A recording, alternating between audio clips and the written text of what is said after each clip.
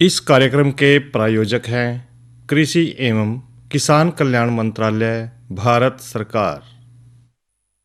हर जोखिम से निकल कर फसल आए, सुरक्षित हो जाए। फसल बीमा से हर किसान अब आत्मनिर्भर हो जाए। संकट के समय प्रधानमंत्री फसल बीमा योजना किसानों के लिए वरदान है। अब सूखा पड़े या बाढ़ आ जाए, कोई डर नहीं। अब ओले पड़े या कीट पतंगे फसल खा जाए, कोई फिक्र नहीं, क्योंकि हमने लिया है प्रधानमंत्री फसल बीमा। बुआई से फसल कटाई तक हर जोखिम का दावा, न्यूनतम प्रीमियम पर अधिकतम भुगतान का वादा। योजना से हर साल जुड़ रहे हैं 5 करोड़ से ज्यादा किसान। अब आपकी है बारी। नजदीकी कृषि कार्यालय, सहकारी समिति, बैंक शाखा, अधिकृत बीमा कंपनी या जन सेवा केंद्र में स्वेच्छा से करा सकते हैं पंजीकरण। फसल बीमा पोर्टल या फसल बीमा ऐप द्वारा भी कराया जा सकता है पंजीकरण। प्रधानमंत्री फसल बीमा योजना, आपकी फसलों का संपूर्ण सुरक्षा कवच। कृषि एवं किसान कल्याण मंत्रालय, भारत सरकार। कार्यक्रम किसानवाणी सुनिए सब बण भैया नैर साले भाई की ओर तय राम राम। कार्यक्रम किसानवाणी और इसमें लब सबसे पहला लेक आवा है किसाना खातर प्रश्न उत्तरा की वाणी। तो भाई हम जो है ना सबसे पहला आप तो यही बात कर रहे हैं कि आप तो पूछें प्रश्न, और प्रश्न लिखने के लिए तैयार हो जो भाई।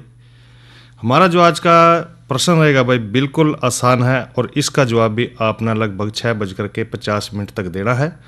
तो भाई पहला लिख लें प्रश्न।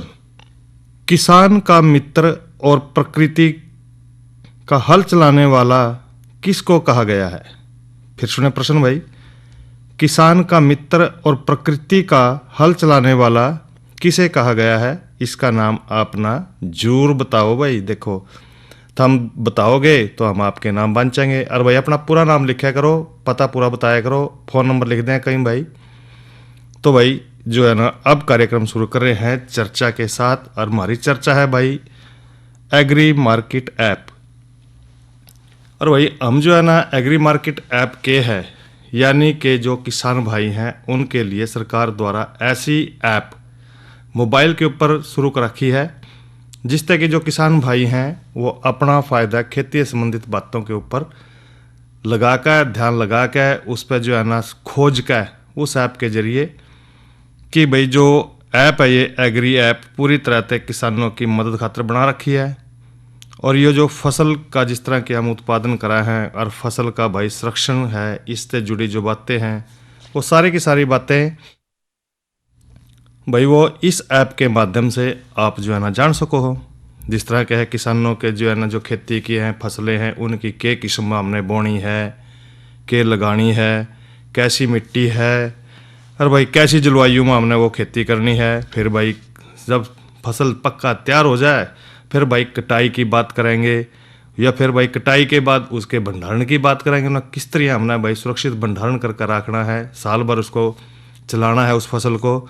इस सारी बातों का जो ज्ञान है और ये भाई जो एग्री मार्केट ऐप है इसके द्वारा आप ले सको हो।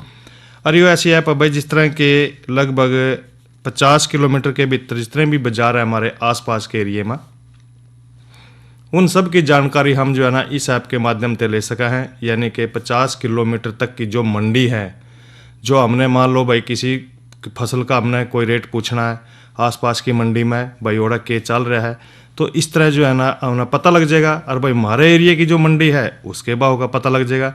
जरा ज़्यादा भाव मिलेगा ओड़ा हम जो है ना अपनी फसल ना लेकर जा सका है और भाई उसको फिर बेच सका है। तो इसी तरह जो और भी काफ़ी बातें हैं इसमें, जिस तरह के ये जो मंडी हैं एक दूसरे से वो भाई जुड़ी हुई हैं इस ऐप के माध्यम से।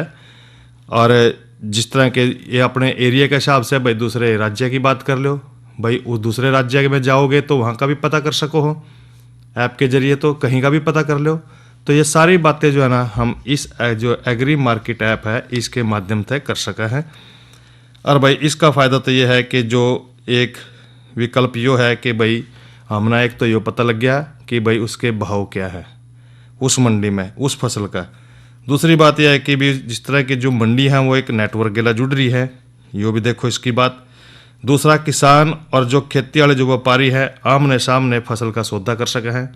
जो सा ज़्यादा रेट देगा जिस मंडी में ओड़ा हमना फ़ायदा रहेगा, ओड़ा हम ले जाएंगे इसको। दूसरे राज्य में जावा तो हम बेचने खातर भाई ओड़ा बेच सका है अपने जिन्स को। तो भाई ये कई बातें हैं, और यह भाई जो माल गाहक हैं ओड़ा खरीदने वाले हैं, हो सके हमारे दोराए हमारे एरिया में जो है ना भी हो, तो वहाँ बेचने वाले खरीदने वाले मिल जाए तो उनके पास जाकर बेच दो। तो भाई जो ये ऐसा बाजार है, ये ऐसी ऐप है जो एग्री मार्केट ऐप, ये किसानों खातर बहुत ही फ़ायदेमंद है। जो भी किसान भाई जानकारी लेना चाहे फ़ोन के ऊपर भाई इस एग्री जो मार्केट ऐप है इसको डाउनलोड करके भाई करके और सारी जानकारी इसमें ले सको हो। तो ये थोड़ी चर्चा करिए हमने कि भी जो मार्केट ऐप है एग्री मार्केट ऐप इस पर, और भाई लगे या थोड़ी सी जानकारी भाइयों को मौसम की दे दें, क्योंकि मौसम सारे जाना है कि भाई आजकल शीतलहर चल रही है, कोहरा पड़ रहा है, पूरे जाडे हो रहे हैं। तो भाई आज का अधिकतम तापमान का बात करें तो भाई आज का अधिकतम तापमान रहा 17 डिग्री सेल्सियस और न्यूनतम तापमान रहा 7 डिग्री सेल्सियस। और इसके साथ साथ भाई जो कल का तापमान है वो भी भैया ना बता दें कि जो कल जो है ना अधिकतम तापमान रहने की संभावना भाई 18 डिग्री सेल्सियस और न्यूनतम तापमान 8 डिग्री सेल्सियस। और भाई कई क्रम भाई ये तो माना मौसम से संबंधित जानकारी साझा करी, ये हम कल के कार्यक्रम में बताओगे भैया ना कल हम क्या लेके आएंगे कार्यक्रम किसान वाणी में या अन्नदाता में। तो भाई कल जो है ना हम चर्चा करेंगे प्रधानमंत्री फसल बीमा योजना पर, और नई उमंग नई फसल में हम बात करेंगे भाई टमाटर बैंगन मिर्च फसल की देखभाल पर। और इसके साथ साथ जो प्राकृतिक खेती है उसमें हम भाइयों के साथ जो है ना बातचीत साझा करेंगे कि जो घनामृत है एक प्राकृतिक जैविक खाद है, इसके बनाने की या भाई इसके प्रयोग करने की बात भी हम जरूर करेंगे। तो भाई ईब जो है ना करावेंगे थोड़ा सा मनोरंजन, लेकिन लेंगे थोड़ा सा अंतराल, और भाई इसके बाद करा देंगे भाइयों का मनोरंजन। मधु क्रांति, एक नए युग का आगाज। मधु क्रांति विकास के नए रास्ते खोल रही है, मधुमक्खी पालकों के जीवन स्तर को बेहतर बना रही है, साथ ही पूरी दुनिया में शहद के क्षेत्र में भारत को एक नई पहचान दिला रही है। भारत सरकार मधुमक्खी पालकों की आय को बढ़ाने और उन्हें आत्मनिर्भर बनाने के उद्देश्य से देश में मधुमक्खी पालन के संवर्धन और विकास के लिए सभी आवश्यक सहायता प्रदान कर रही है। माननीय प्रधानमंत्री के दूरदर्शी नेतृत्व में कृषि सहित मधुमक्खी पालन को बढ़ावा देने के लिए अनेक कदम उठाए गए हैं। किसान तरक्की की राह पर आगे बढ़ रहे हैं। अगर कोई सक्सेस स्टोरी मीठी मुस्कान भी बिखेरे और स्वाद में भी मिठास भरे, तब तो आप इसे जरूर सोने पर सुहागा कहेंगे। हमारे किसान इन दिनों शहद के उत्पादन में ऐसा ही कमाल कर रहे हैं। शहद की मिठास हमारे किसानों का जीवन भी बदल रही है, उनकी आय भी बढ़ा रही है। मधुमक्खियां न सिर्फ शहद देती हैं, बल्कि पर्यावरण और कृषि के लिए भी आवश्यक हैं। यूं तो भारत में लंबे समय से लोग मधुमक्खी पालन का काम पारंपरिक तरीकों से करते आ रहे हैं, लेकिन आज के समय में इस क्षेत्र में अपार संभावनाएं भी हैं और जरूरत भी है। मधुमक्खियों की इसी जरूरत और योगदान का जश्न मनाने और इसे और बारीकी से समझने के लिए ही मनाया जाता है विश्व मधुमक्खी दिवस। इसी आवश्यकता को समझते हुए 2020 में राष्ट्रीय मधुमक्खी पालन और शहद मिशन की शुरुआत हुई। उद्देश्य स्पष्ट था, मधुमक्खी पालन के कार्य को वैज्ञानिक और तकनीकी रूप से विकसित करना और ज्यादा से ज्यादा लोगों को इसके लिए प्रोत्साहित करके मधु क्रांति के सपने को साकार करना। मधुमक्खी पालन से मिलने वाले उत्पाद जैसे शहद, बी वैक्स, रॉयल जेली और पॉलन आदि कई क्षेत्रों में प्रयोग किए जाते हैं। माननीय प्रधानमंत्री जी के प्रोत्साहन से और कृषि मंत्री जी के मार्गदर्शन से आज राष्ट्रीय मधुमक्खी पालन और शहद मिशन सफलता का पर्याय बन चुका है। न केवल ये देश के किसानों के लिए आय बढ़ाने का एक साधन बना है, बल्कि तमाम लोगों के जीवन को बेहतर बनाने के साथ साथ देश के आर्थिक विकास में भी योगदान दे रहा है। 2013-14 में उत्पादन 76,000 मीट्रिक टन से बढ़कर 2022-23 में 1,40,000 मीट्रिक टन से अधिक हो गया है। 2013-14 में शहद का निर्यात 28,000 मीट्रिक टन से बढ़कर 2022-23 में 79,928 मीट्रिक टन से अधिक हो गया है। 3 विश्व स्तरीय अत्याधुनिक टेस्टिंग लैब और 31 मिनी शहद टेस्टिंग लैब स्थापित हुई। राष्ट्रीय मधुमक्खी पालन और शहद मिशन की कामयाबी सिर्फ आंकड़े ही बयान नहीं कर रहे, कहानियां खुद इसकी सफलता की बानगी पेश कर रही हैं। मैंने 1990 में मधुमक्खी पालन शुरू किया, 2 बॉक्स से शुरू किया और आज हमारे पास लगभग 4200 बी बॉक्सेस हैं। लगभग 17 तरह के हनी हम लोग प्रोड्यूस करते हैं जो डिफरेंट एरियाज़ में बी को माइग्रेट करके प्राप्त होते हैं। इसके अलावा जितने बी बॉक्सेस मैन्युफैक्चरिंग यूनिट है हमारे पास, वैक्सीट मैन्युफैक्चरिंग यूनिट है, 20 मीट्रिक टन पर डे का हनी प्रोसेसिंग प्लांट है। आज हमारा जो उत्पादन है वो 1 लाख केजी लगभग एनुअली हम लोग प्रोड्यूस करते हैं। यमुनानगर के सुभाष काम्बोज मधुमक्खी पालन के अपने काम के चलते आज देश भर में जाने जा रहे हैं। सुभाष जी ने वैज्ञानिक तरीके से मधुमक्खी पालन का प्रशिक्षण लिया। इसके बाद उन्होंने केवल 6 बॉक्स के साथ अपना काम शुरू किया था। मैंने सिर्फ अपने पोलिनेशन के लिए और शहद खाने के पर्पज से ये बॉक्स रखे थे।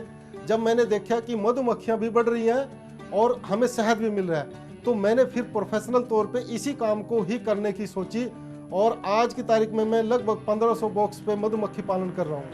ज्यादा से ज्यादा लोग इस मिशन का हिस्सा बन रहे हैं। इतना ही नहीं, ये मिशन नारी शक्ति को और अधिक सशक्त बनाने में भी बड़ा योगदान दे रहा है।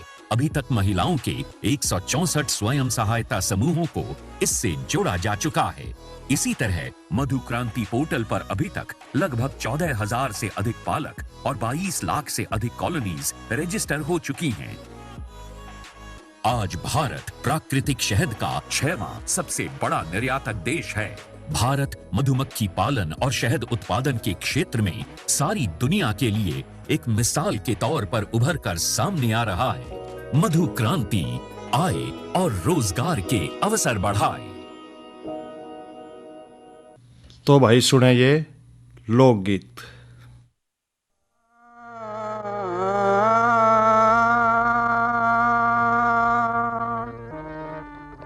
नुकसान से बरी मुर्ता को ना हर्षान करे ते मर्या करे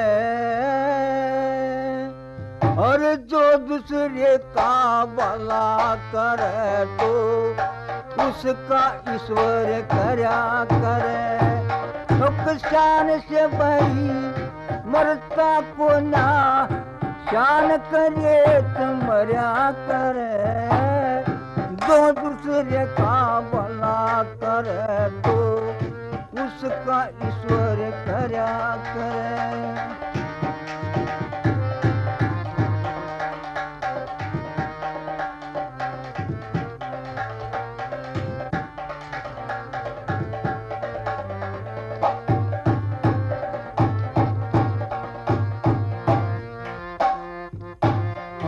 गुरु की आज्ञा शिष्य ने सेवा सत का पाड़ा होया करे, कट मिल ले नफे मजे दे सबका राम रोखाड़ा होया करे। मुंह पर बढ़ाई पच्चे निंदा हो पेट का काड़ा होया करे। चंद सीख के छाप काट ले वो सख्त को डाला होया करे। बुरी करनिया ये रे रे रे रे रे रे बुरी करनिया इस दुनिया में नो धक्के कता करया करे। जो दूसरे का भला करे तो उसका ईश्वर करया करे।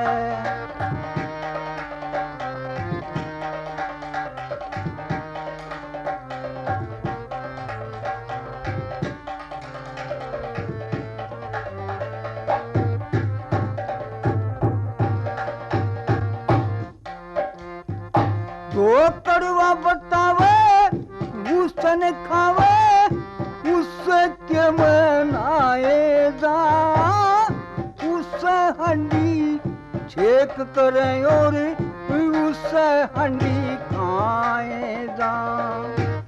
सोए भी रहे आपे में और कतमंद लाएगा।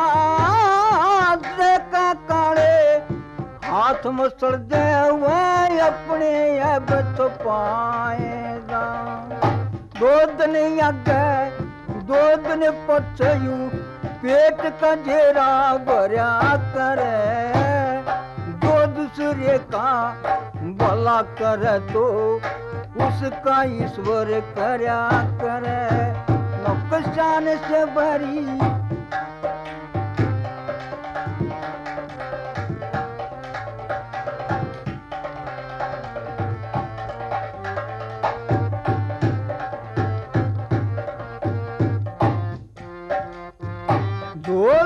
ना दिखे चोट पहुंचा दे वो हथियार को आवे से।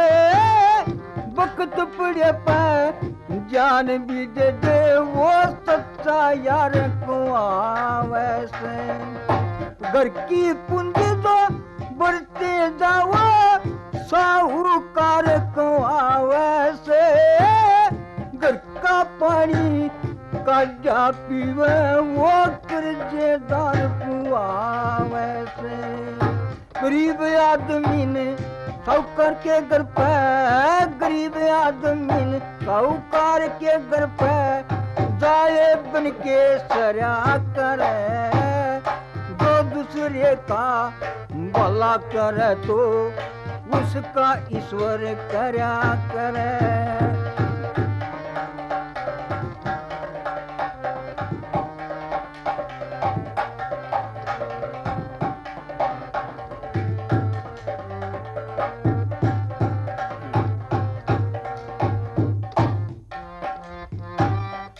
आदत बोले छलनी के बोले जिसने 70 छेक का।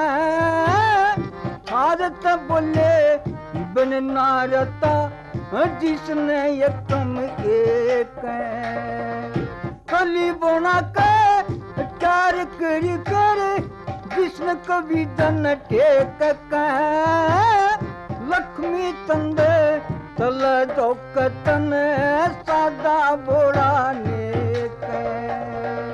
ठग डाकू पर जेब कतरते, ठग डाकू पर जेब कतरते नो सेठा का धन जरा करे।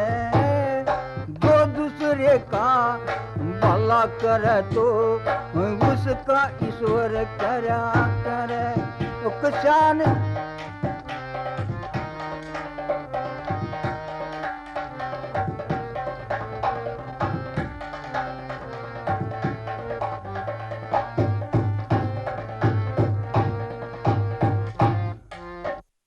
और भाई ये तो सुना है भैया ना लोकगीत। और ईब जो है ना हम वो चिट्ठी आई हमारे द्वारा फोन के द्वारा कि भाई जिसने हमारे तक असली जवाब भेजा। और वो जो संदेश आया हमारे पे भाई वो आया है नागढ़ से हैं इंद्राज ने भेजा है। और उसका सही जवाब है भाई केंचुआ। और प्रश्न हमने यही पूछा था कि भाई किसान का मित्र और प्रकृति का हाल चलाने वाला किसको कहे हैं, वो कहें भाई केंचुए को। तो बिल्कुल सही दिया जवाब भाई ने, इंद्राज जी ने, इनका बहुत बहुत धन्यवाद। और ईब जो है ना हम आज की नसीहत में बात कर रहे हैं बागों की देखभाल पर, क्योंकि भाई बाग नहीं होंगे तो फल फ्रूट करते खावेंगे, उसकी देखभाल करनी भी बड़ी ज़रूरी है। और यो जाडे का मौसम भाई, अगर जाडे में छोटे पौधे लग रहे हैं उनका भी देखभाल करनी है, जो बड़े हैं भाई उनकी भी, किसी की कटाई करनी है, किसी की छटाई करनी है, सारी तरह के कौन से ना कौन सा खाद देवा भाई, गोबर का देवा, दूसरा देवा। तो भाई इस तरह जो है ना आजकल के मौसम भी चल रहा है, उनकी देखभाल करना जरूरी है। तो जिस तरह के हम संतरे की बात करें, माल्टे की, नींबू की, इनमें देखा है कि जो 750 ग्राम यूरिया प्रति पौधा जो है ना हमने इस महीने के मध्य तक यानी कि आजकल दे देना चाहिए। बढ़िया टाइम आ रहा है उनके लिए। और दूसरा भाई थोड़ा सा इस बात का ध्यान रखें, क्योंकि कुछ नए पौधे लगाए होंगे हमने, उनके चारों करने भी हमने हुआ, जिस तरह के भाई टाटी लगाई होगी, सरकंडे लाए होंगे या और जूम सक रखे होगा पराली का, अगले महीना थोड़ा फरवरी में थोड़ी सी नुमाई से दिन हो जाएंगे, उसके बाद इनको हटा दें भाई, ताकि उनको थोड़ा सा राहत मिल जाएगी। और नींबू के अंदर कई बार देखा है कि जो बीमारी आने की संभावना हो रहा है कि एक तो सिल्ला है नींबू का और दूसरा है सफ़ेद मक्खी। ये जो है ना इनका रस चूस का इन्होंने काफ़ी जो है ना हद तक नुकसान करते हैं इनका। और भाई जो सुरंगी कीट हैं या नए पत्ते हैं, इन पर टेढ़ी मेढ़ी या चमकीली लाइन बनाकर यहाँ रन दे रहे हैं। और इस तरह जो है ना इन कीटों की रोकथाम भी करना बड़ी ज़रूरी है, क्योंकि फूल जो है ना खिलने से पहला नया फुटाव आने पर आपने क्या करना है कि जो 750 मिलीलीटर मेटासिस्टॉक्स 25 ईसी या भाई 625 मिलीलीटर रोगोर या फिर 30 ईसी या फिर 500 मिलीलीटर न्यूवाक्रान जिसना हम भाई मोनोसिल या 36WSC को 500 लीटर पानी में मिलाकर प्रति एकड़ आपने छिड़काव करना है। और इस तरह जो है ना नींबू जाति के जितने भी पौधे हैं या भाई बाढ़ की झाड़ियाँ हैं इन पर छिड़काव करेंगे तो आपको ज़्यादा फायदा रहेगा। और जो ये लग रही हैं छोटे मोटे कीट भाई इनसे भी निजात पा सकोगे। एक बीमारी और आ जाए है इसमें नींबू में, वो है मोटर लीफ, जिसने कहते हैं कि जस्ते की कमी होगी। इसमें जो है ना पत्ते की नसा के दोनों ओर भाई देखा है कि जो सफ़ेद सी जगह दिखाई देगी अपना, इसके लिए क्या करना अपना 500 मिलीग्राम प्लांटामाइसिन और 2 ग्राम कॉपर ऑक्सीक्लोराइड को भाई आपने प्रति लीटर पानी में घोल कर जुलाई अक्टूबर में तो आपने दिया होगा, लेकिन ईब जो है ना आप फरवरी में इसके ऊपर छिड़काव जरूर कर दें। एक बीमारी और आ जाए इसमें टहनी मार की, जो पौधे गलन या भाई जो गूंद है निकलने वाले भाग में आपने क्या करना है थोड़ा सा कुरेद का उसको साफ करके उस पर जो बोर्डो पेस्ट है वो लगाना है। फिर 1 सप्ताह के बाद दोबारा लगाना है। काट छाट के बाद 0.3% आपने क्या करना है जो कॉपर ऑक्सीक्लोराइड है इसका छिड़काव आपने उस पौधे के ऊपर करना है। सूत्रकृमि भी है, वो भी काफ़ी जो है ना पौधे को हानि पहुंचाते हैं। इनकी रोकथाम खातर अपना क्या करना है कि जो कार्बोफ्यूरान 13 ग्राम प्रति वर्ग मीटर या फिर जो नीम की खड़ी है वो अपना 1 किलोग्राम लेनी है प्रति पौधा, या भाई 7 ग्राम कार्बोफ्यूरान 3G इसके जो दाने हैं प्रति वर्ग मीटर की दर तय भाई तने के आसपास के जो 9 वर्ग मीटर जो अपना क्षेत्र है उसमें मिट्टी में मिलाने हैं। और इसका भाई जो प्रयोग करना है फूल आने से पहला और फल तोड़ने के बाद ही करना है। संतरे की, माल्टे की, इनकी भी जो है ना इन पे भी जो है ना कोड़ से पत्ते आ जाए, टहनियाँ या फलों पर जो गहरे बुरे रंग के जो खुरदरे धब्बे पड़ जाएंगे। और टहनी रोग है इसके ऊपर भी भाई देखा है कि जो टहनियाँ सूखनी शुरू हो जाए हैं, इसके लिए अपना क्या करना है, एक तो कटाई छटाई जरूर करनी है जो बीमारियाँ इनके ऊपर लग रही हैं। उसके लिए अपना क्या करना है जो 0.3% कॉपर ऑक्सीक्लोराइड पहला छिड़काव तो आपने देख के कर भी दिया होगा अक्टूबर के महीने में, दूसरा छिड़काव आपने जो है ना ईब कर दें, और तीसरा छिड़काव अपना करना है फरवरी में जाकर। इसी तरह भाई आम का भी थोड़ा जिक्र कर लें क्योंकि आम भी अच्छा हुआ है। फिर भाई आम अगर ख़राब होंगे तो अगर चूसने ना भी नहीं खाने ना भी नहीं मिलेंगे। तो भाई इसके लिए आपने क्या करना है जो पोटास खाद है पोटाशियम सल्फेट के रूप में ज़रूर अवश्य दें। और भाई इसी तरह प्रति पौधा आधा किलोग्राम यूरिया और 1 किलोग्राम पोटाशियम सल्फेट पौधे की जो छतरी है इसके नीचे जो तना है उसे 2-3 फुट की दूरी पर जरूर बिखेर दें और अच्छी तरह से आपने उसकी गुड़ाई करनी है और उसके बाद पानी देना है। आम का तेला भी भाई देखा इसी महीने में आ जाए, कई बार उसका भी आक्रमण हो जाए, तो इसकी रोकथाम खतरा अपना इसी महीने के अंत तक यानी कि जनवरी के 500 मिलीलीटर मैलाथियान 50 ईसी या भाई जो है ना 1.5 किलोग्राम कार्बेरिल 50 WP को आपने 500 लीटर पानी में घोलकर प्रति एकड़ छिड़काव करना है। अगर गुच्छा अगर स्टानियाँ देखें तो उन्हें काट कर भाई जला दें या दबा दें, यह आपने करना है। इसी तरह बेर के बाग भी आवेंगे आजकल, तो देखें कि बेरियाँ के ऊपर छोटे छोटे बेर आ रहे होंगे। बेर की जो मक्खी की लट है फलों को अंदर से जो है उनको काना कर दे है। इसकी रोकथाम के लिए भाई 500 मिलीलीटर मैलाथियन 50 ईसी या भाई 5 किलोग्राम गुड़ को 500 लीटर पानी में मिलाकर दोनों ने इनको प्रति एकड़ आपने बाग में छिड़काव करना है। अगर भाई जरूरत पड़े तो फिर दोबारा से भी आपने यही छिड़काव दोहराना है। बेर के जो नए पौधे लगाने का जो काम है आप 15 फरवरी तक जरूर पूरा कर लें। पौधे लगाने के बाद भाई पौधों की सिंचाई करते रहें क्योंकि भाई देखा है कि जाडे का मौसम चल रहा है, जाडा लगा है, तो थोड़ा ध्यान रखें। और भाई अमरूद भी है, अगर आप यहाँ गाय के जो गर्मियों में आएगा चौमासे में जो फल आएंगे अमरूद के जुलाई अगस्त में, अमरूद की फसल लेने खातर खाद आदि जो है ना इस महीने के पहले सप्ताह में गोबर की खाद अपना 75 kilogram, super phosphate 625 gram, 250 gram sulphate of potash या भाई 750 ग्राम यूरिया जरूर डाल दें और हल्की सी सिंचाई कर दें। इसी तरह भाई आंवले का पौधा है नए पौधे लगाने का काम 15 फरवरी तक आपने पूरा कर लेना है अगर आपने आंवले का पौधा लगाना है। और पौधे लगाने के बाद गर्मियों में पौधे की सिंचाई 4-5 दिन पर जरूर करते रहे। सर्दियों में तो थोड़ा टाइम ले भी सके हैं कि यानी कि लगभग 7 से लेकर 10 दिन के अंतराल पर करते रहें। 2.5 किलोग्राम सिंगल सुपर फास्फेट और 500 ग्राम यूरिया प्रति पौधा आपने डालना है। और भाई थोड़ी थोड़ी सी उसकी खुदाई कर दे रहे हैं और पानी दे दें, ये इसके लिए बढ़िया रहेगा। और भाई जिन भाइयों ने पपीता लगा रखा है पपीते का भी ध्यान रखें भाई, क्योंकि पपीता भी बहुत स्वास्थ्य के लिए अच्छा लाभकारी है। नए पौधों को भाई सर्दी से बचाने खातर जो बनाए गए छप्पर हैं दूसरे सप्ताह में यानी आगे जाके फरवरी में उनको हटा देना अपना। और पौधे के जो है ना प्रति पेड़ 0.5 किलोग्राम जो मिश्रित खाद है जिसमें अमोनियम सल्फेट भी हो, सिंगल सुपर फास्फेट या भाई पोटाशियम सल्फेट, ये सारे को जो है ना इकट्ठा करके इनका अनुपात बना के वो डालनी है। और 8-10 दिन के अंतर पर भी करते रहें सिंचाई। और इसके साथ साथ जो है ना 20 किलोग्राम गोबर की खाद प्रति पौधा अपना जरूर देनी है। खाद को तने थे भाई लगभग 35 से लेकर 40 सेंटीमीटर की दूरी पर उसके चारों कनी आपने डालनी है। तो इस तरह जो है ना आप ये विधियां अपनाओगे भाई, ये खाद पानी का ध्यान रखेंगे, आपके पौधे बढ़िया होंगे। और भाई आगे जो समय आ रहा है, जो मौसम आवेगा, इनके लिए फल ज़्यादा मिलेंगे। और भाई कई तरह गर्मी में फिर आम आ जाएंगे, बेर आ जाएंगे खाने वाले, तो भाई इनका पूरा ध्यान रखना है।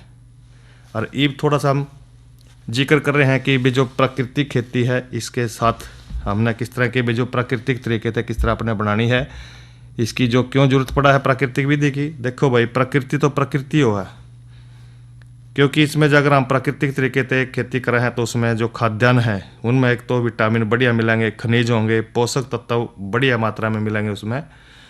और भाई खाद्यान्न खाने में स्वादिष्ट लगे हैं। और इस खाद्यान्न को भाई लंबे समय तक आप सुरक्षित रख सको हो, कम लागत है जो है ना अधिक आय ले सको हो। और बाजार के लिए जो कम जोखिम है, दूसरों पर जो निर्भरशील जो है ना अपने नहीं रहना पड़ेगा इस, क्योंकि भाई ऐसे जो खाद्यान्न पदार्थ हैं उनमें रोग प्रतिरोधक क्षमता भी ज़्यादा हुआ है। और किसान कॉल सेंटर का नंबर है भाई 1551। जो भी समस्या हो भाई इस नंबर पर कॉल करके खेती संबंधी जानकारी ले सको हो। और भाई इस कार्यक्रम के प्रायोजक थे कृषि एवं किसान कल्याण मंत्रालय, भारत सरकार। अरे अरे अरे क्या कर रहा है? इधर इधर इधर हम बोल रहे हैं तेरे बीजू का। उतला बोल रहा है? हाँ, पक्षियों से तो हम खेत को बचा लेते हैं, पर इन घातक रसायनों से कैसे बचाएं? मतलब? देख बेटा, तू जो ये अंधाधुंध रसायन मिलाता है ना, मिट्टी की सेहत बिगड़ने लगी है। और जब माटी ही कमजोर पड़ जाएगी तो उपज कैसे सेहतमंद होगी? हाँ? अरे पहले ऐसा नहीं था, पूछना अपने बड़े बुजुर्गों से, कैसे फसल लहलहाती थी, शुद्धता झलकती थी। हाँ, माटी भी तंदुरुस्त और लोग भी। अरे अब पहली वाली बात कहाँ? पर अब तो सब यही डाले हैं। सब नहीं, आज भी लाखों जागरूक किसान परंपरागत विधि से फसल उगा रहे हैं। खर्चा कम और उपज की कीमत भी बेहतर पा रहे हैं। सच है? रे बेटे, एक्सपीरियंस से बता रहे हैं, धूप में बाल सफेद नहीं किए हैं। हाँ। ठीक है भाई, मैं भी आज से जैविक खेती शुरू करूंगा। माटी से प्रेम की परंपरा है परंपरागत खेती। और इसी के साथ ही भाई कार्यक्रम किसान वाणी यहीं पर संपन्न होता है। रिसाले भाई ना देव इजाजत। अच्छा भाइयों, राम राम।